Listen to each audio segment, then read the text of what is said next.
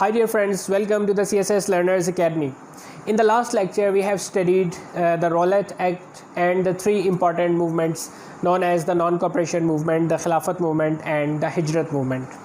Today we are going to study the Simon Commission of 1927, Delhi Proposals, Nehru Report, the 14 points of Quaid-e-Azam Muhammad Ali Jinnah, and then the famous Khutbah Allahabad of Allama Iqbal in 1930. As we were talking earlier that the situation was deteriorating further, especially between the Hindus and the Muslims. It all happened when we saw a peak of the relationship between the Muslims and Hindus after 1916 and in the years subsequent to that, following years in 1917, 18 and 19, even 2021. In all these years, we have seen that the both parties, All India Muslim League and the Indian National Congress, are working side by side and they are standing unitedly against the British Crown. But later on, as we see that the Indian National Congress unanimously got themselves out of the non-cooperation movement, and because of the failure of Khilafat movement, the Muslims were again all alone. After that, the gap between Muslims and Hindus was widening. But now it was in the interest of both parties to sit down together and to discuss the future of Indian subcontinent. The British were keen to provide some kind of a constitution which would work for the Indian people as well as for the British Crown. Whereas the sole purpose of Indian National Congress and Muslim League was that we need a territory out of the control of British. We want independence. And independent India was the dream of both parties. Whether it would be divided or not, it was dependent upon the behavior of both parties. We have been discussing and we will discuss later on who did what and why we got a divided Indian subcontinent. So today we are going to discuss, first of all, the first topic for today is Simon Commission. As we have discussed in the Montagu-Chelmsford reforms, that there was a provision in that act that a commission will be made by the Indian Viceroy, so that they could assess whether the Indian Act of 1919 is fruitful or not. If people have reservations, which they obviously had, then reforms will be made for the future constitution of India. Now you see that Simon Commission consists of 7 members, but all of them were British. None of the members was from the Indian origin. That commission was established under the chairmanship of Sir John Simon, and therefore it was named Simon Commission. But as we all know that none of the local member was included, so both parties, Muslim League and Congress, they refused to cooperate with Simon Commission at all. After that, so the condition that was already in the Indian subcontinent, it was not favorable for the Simon Commission. Lord Irwin urged both parties and tried to find out a way, but none of the parties cooperated with them. Unfortunately, at that time, Muslim League was divided into factions. There was a Shafi group and there was a Jinnah group. The Shafi group, they stated that we are going to cooperate with Simon Commission because they had a fear that if Muslim League kept themselves out of these discussions, then Congress may sometimes say that we are going to be a part of that commission and a constitution will be prepared which would be against the Muslims of India. That was their own perspective, but later on, as it was proved that it was wrong. The Jinnah group, on the other hand, they stated that whether Congress is with Simon Commission or against it, we are not going to stand by this commission. So it was largely rejected. The commission finally reached Bombay on 3rd February 1928.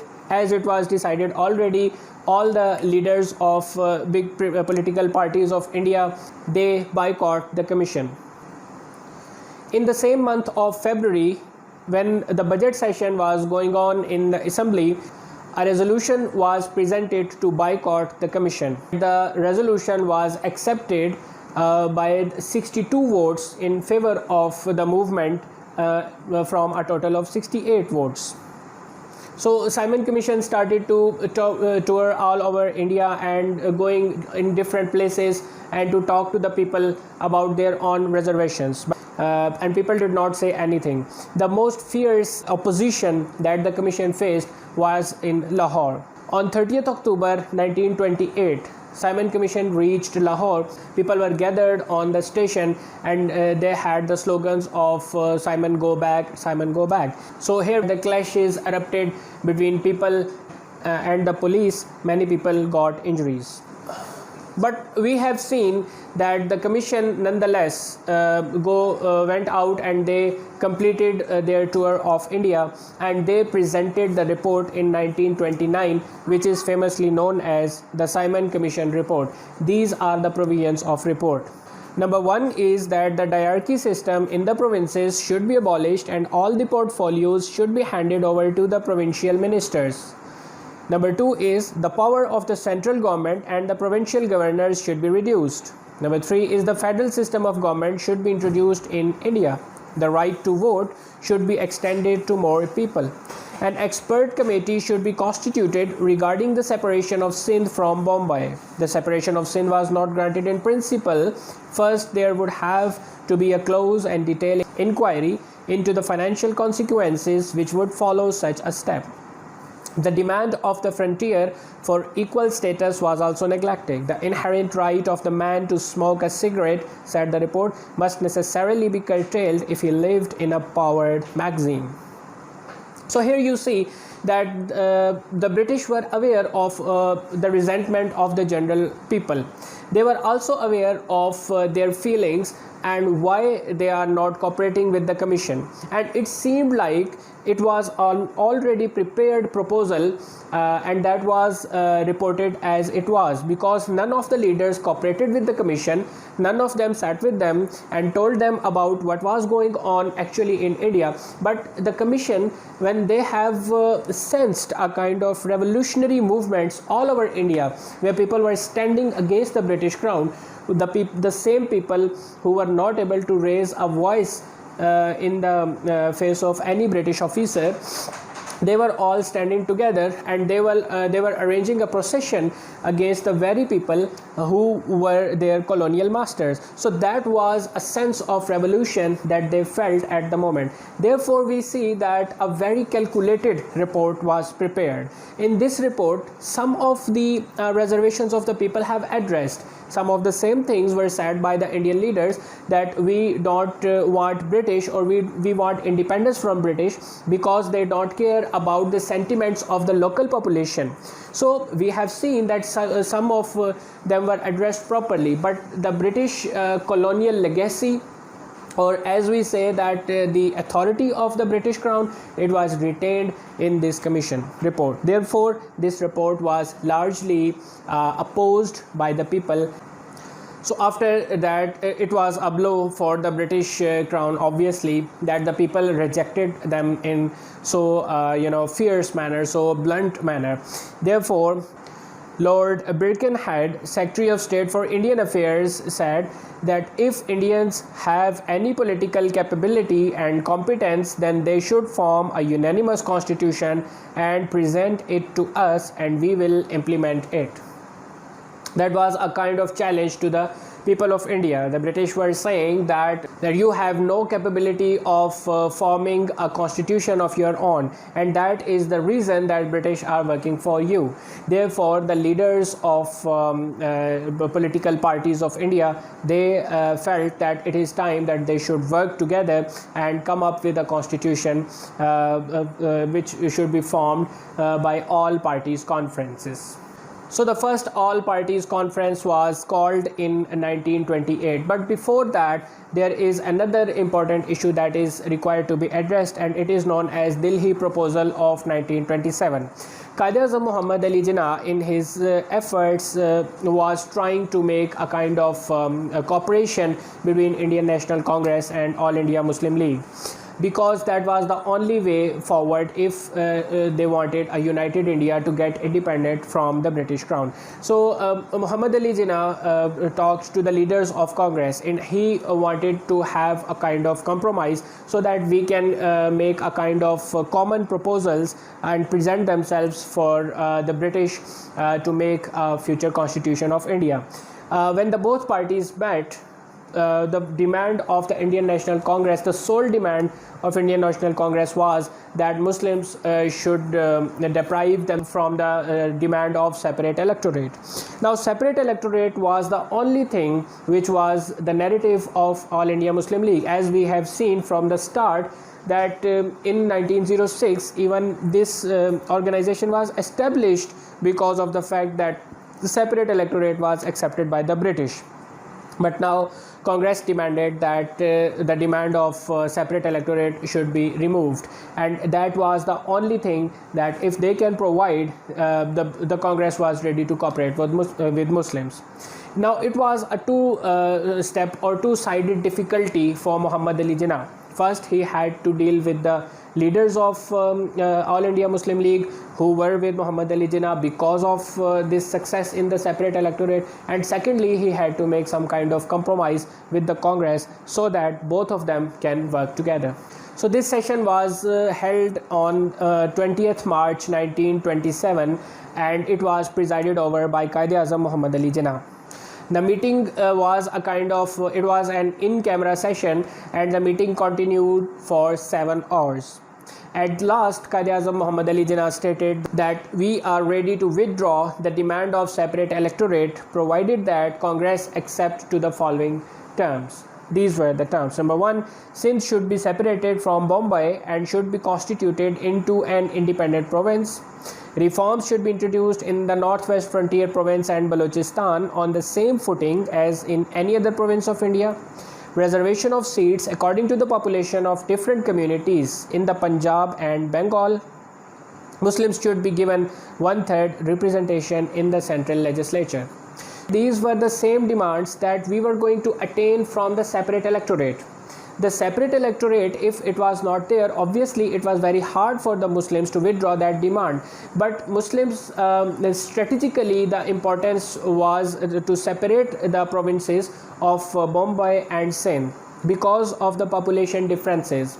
Then we have seen that in the case of 1/3 representation of Central Legislative Assembly, it was also the first demand of the Muslims when these assemblies were established.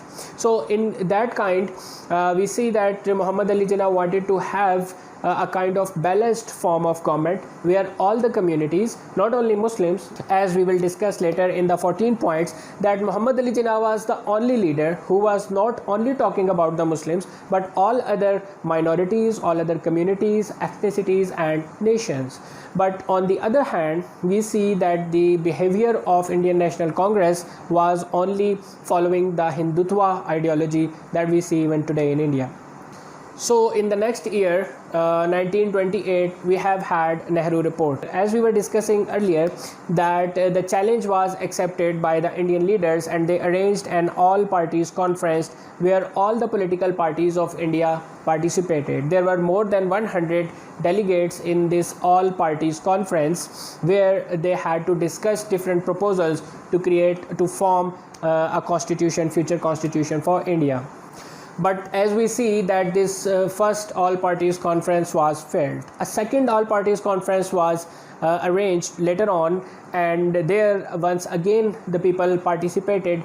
Even two separate committees were formed and they discussed the issues in detail, but that all parties conference ended up in the failure as well.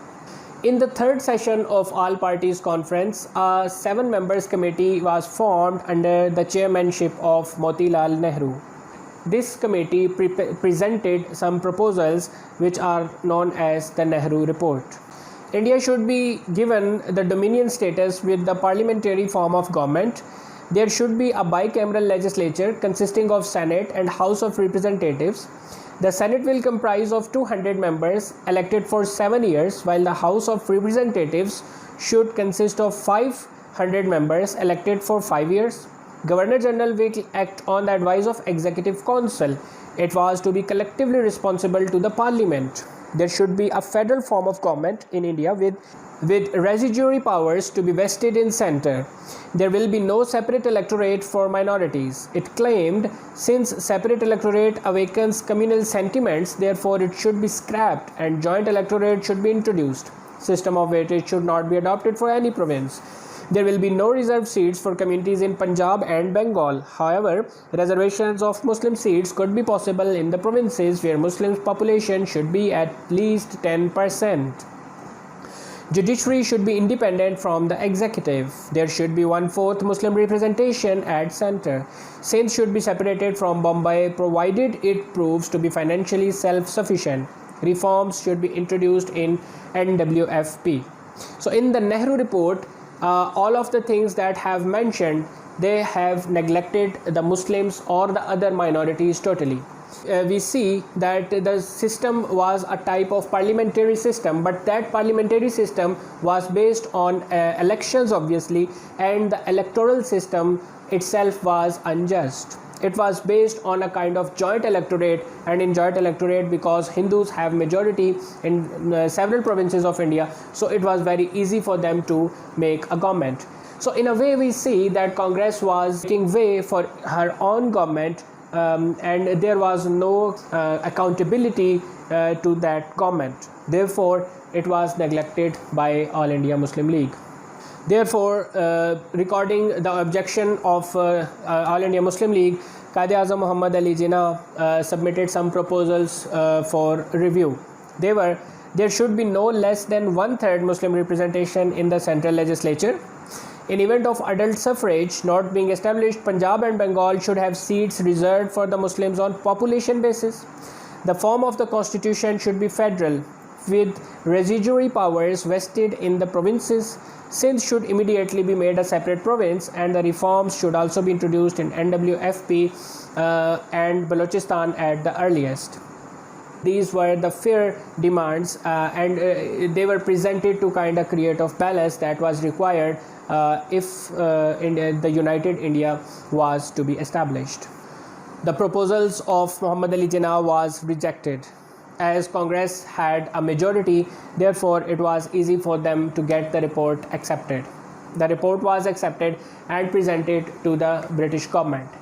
Even the Congress stated that this is the final form of the constitution for India, and if this constitution is not implemented until 31st of the January, then the Congress will start a mass movement all over India for attaining the Swaraj. It was also decided that 26th January would be celebrated as the Independence Day. Muhammad Ali Jinnah, once the advocate of ambassador of Hindu-Muslim unity, he was struck so hard that he mentioned this incident as parting of the ways. In response to the Nehru report, Quaid-e-Azam Muhammad Ali Jinnah prepared 14 points and he presented them. The 14 points, as you must have been studying since long in your school and colleges in childhood, and you know there are many things about these 14 points, like Muhammad Ali Jinnah was stating that Sindh should be separated from Bombay, Bombay should be separated from Sindh, and both of them should be separated from each other and things like that. But let me tell you, it is a serious matter. 14 points were not only some kind of ideas in the mind of our leader. 14 points was the actual condition of Muslims that we were facing at that time. Now when you will see, you will read the history in books, because many of the books have been working deliberately to scrap our original history and to replicate it, or they are trying to give an alternative account of our history, where there are many speculations about Muhammad Ali Jinnah as well. But reading this Nehru report and then the 14 points, you will reach the conclusion that Quaid-e-Azam Muhammad Ali Jinnah was the only mind who was able to assess what was actually going on and then to find out a way how we should proceed further. These are the 14 points. The form of future constitution should be federal, with the residuary powers to be vested in the provinces. So here you see that Quaid-e-Azam Muhammad Ali Jinnah is talking about a parliamentary form of government. He is saying that the constitution, the system of the government should be federal, but all the powers will reside with the provinces. Number 2, a uniform measure of autonomy shall be granted to all provinces. A uniform measure of autonomy. It is not that autonomy for one province should be better than the autonomy of another one. Number 3, all legislatures in the country and other elected bodies shall be constituted on the definite principle of adequate and effective representation of minorities in every province, without reducing the majority in any province to a minority or even equality. So here he is saying about all minorities, not only about the Muslims, that there are many minorities living in India and all of them should be given the right to participate equally, and no one should have a right to reduce a majority to a minority or to convert a minority into a majority. Number 4, in the central legislature, Muslim representation shall not be less than 1/3. That is the very very demand of the Muslims since the start of this legal debate, because keeping in view the population of the Muslim, if Muslims are not represented in the central assembly in a way that they should be represented, it means that the central legislative assembly could pass any law that may be derogatory to the Muslim or contrary to the sentiments of the Muslims. Number 5, representation of communal groups shall continue to be by separate electorates, provided that it shall be open to any community at any time to abandon its separate electorate in favor of joint electorate. So here Quaid-e-Azam Muhammad Ali Jinnah says that unless a community herself says that they want to participate in the joint electorate, we should provide them the opportunity of the separate electorate, because wherever there is a community who wants their own representative, they should have the right. It is the true form of democracy. Number 6, any territorial redistribution that might at any time be necessary shall not in any way affect the Muslim majority in Punjab, Bengal and NWFP. Full religious liberty, liberty of belief, worship, observance, propaganda, association and education shall be guaranteed to all communities. No bill or resolution or any part thereof shall be passed in any legislature or any other elected body if 3/4 of the members of any community in that particular body oppose such a bill. That is very clear. If any community want to present a bill which might be against any other community, that was a kind of full stop to such a kind of activity. Number 9, Sindh should be separated from Bombay Presidency. 10, reforms should be introduced in NWFP. Okay. 11, provision should be made in the constitution giving Muslims an adequate share along with the other Indians in all the services of the state and in local self-governing bodies, having due regard to the requirements of efficiency. So here he is talking about the Muslims only. In all the above points, we have seen that Quaid-e-Azam Muhammad Ali Jinnah is talking about minorities. He is never saying anything specifically about Muslims, but this point is about Muslims. 13, no cabinet, either central or provincial, should be formed without there being a proportion of at least 1/3 Muslim ministries. No change shall be made in the constitution by central legislature except with the concurrence of the state constituting the Indian Federation. So all this system of government, we have seen the common values between the Nehru report and the 14 points of Quaid-e-Azam Muhammad Ali Jinnah. According to my ideology, according to my thinking, both of these reports are interconnected. You will see that both of them are demanding autonomy. They are demanding a kind of self-government. They are demanding that there should be a parliamentary form of government. They are demanding autonomy.